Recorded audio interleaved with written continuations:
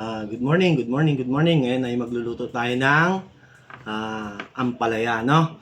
At eto ang ating mga sangkap, bawang, sibuyas, at meron tayong yung natira. Nagtitinda kasi ako ng fried chicken, no? Yung fried chicken.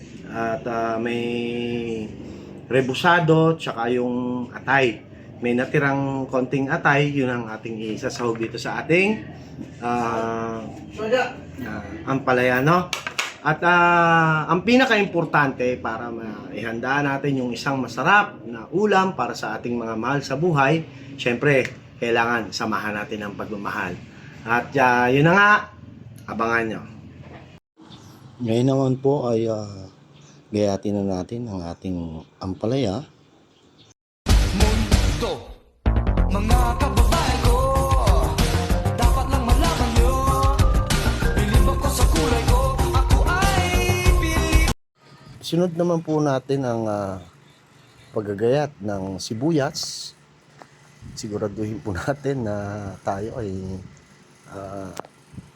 naka-goggles para hindi masakit sa mata.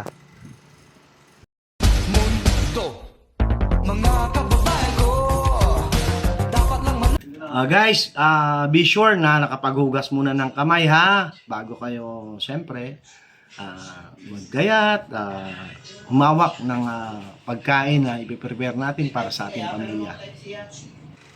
Isunod naman po natin ang bawang.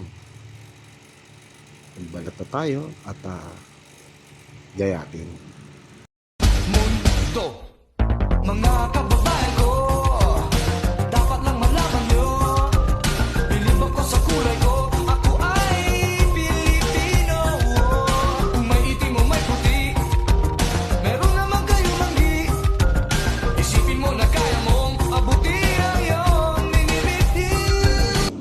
Mundo, mga Ito ang susunod natin gagawin ay ibababad natin itong ampalaya, no, sa tubig, tapos lagyan natin ng maraming asin at lagyan ng tubig,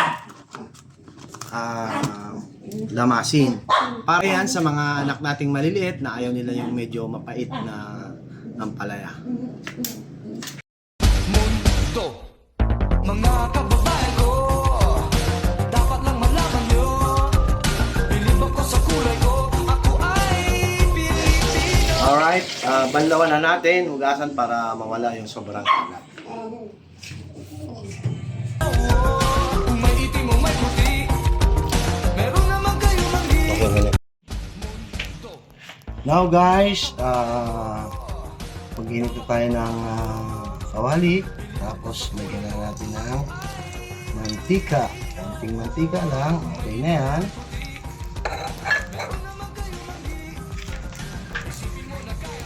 Kaya ilagay naman na natin ang ating bawang. Bawang, no? Brown lang natin yan.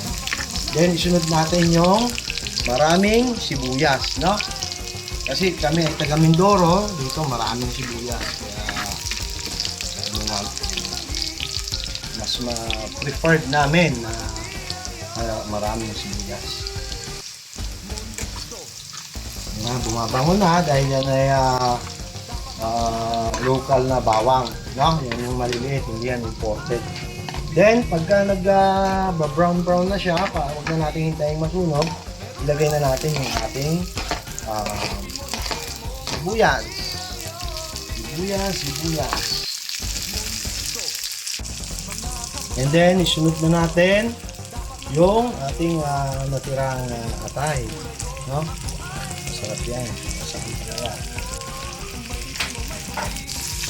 Halu-haluin lang natin yan, no? Para hindi rin masunog. Yung lasa niya ay umalat, no? Then, lagyan na natin yung ating ampalaya. Guys, pag naglagay kayo ng ampalaya, hayaan nyo lang, no? Hayaan nyo lang. Huwag nyo gagalawin kasi yan, pag ginalaw nyo ng ginalaw, ay magiging mapait yung ating ampalaya. No? And habang niluluto natin ng konti para ma-galaw natin mamaya, magbati na tayo ng itlog. Kung ilan gusto nyo, isa or dalawa. Sa akin, preferred ko isa lang. Hindi naman masyadong may itlog. Bati na tayo ng itlog. No? Tapos, lalagyan lang po natin ng pinch of salt. No? Konting asin. Tapos, ilagay na po natin yan doon sa ating ampalaya. At yan ay well mixed na, no? At hintayin na lang natin na maluto yung ampalaya. Tapos saka natin lagay ito. Saka natin haluin. Okay? Lagyan naman natin ng asin. No? Ako, pagka para sa pamilya, hindi na ako naglalagay ng ibang seasoning. Okay na sa akin kasi bawang at sibuyas. No?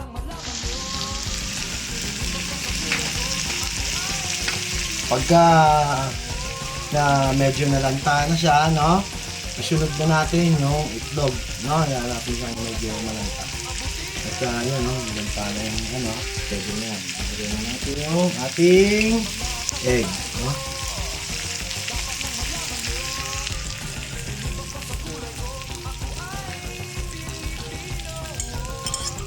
Tingnan natin yan. Haluin natin ng may kasamang pagmamahal. Ayan na. Kita na yung egg. Maluto na kagad. Ayan na.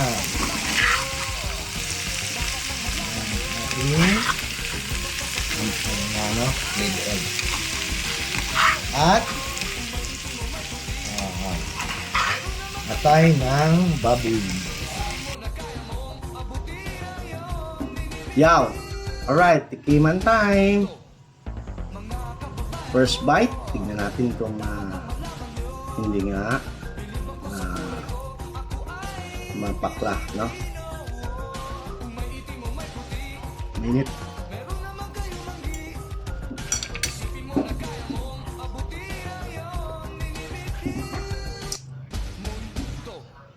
Yo! Yan yung ampalayang walang pait, no? Walang pakla, walang pait. Ganun yung style. Samahan lang natin ng pagmamahal, no? Para sa ating pamilya. Bye-bye! Yo! Moment of truth. Proof. Ito kay Marton, anong lasa? Mapait ba? Hindi, sarap. Wow, very good. Ikaw, Ate Chacha, anong mapait? Sarap. Ha? Sarap. Mapait hindi? Alright. Thank you. Enjoy.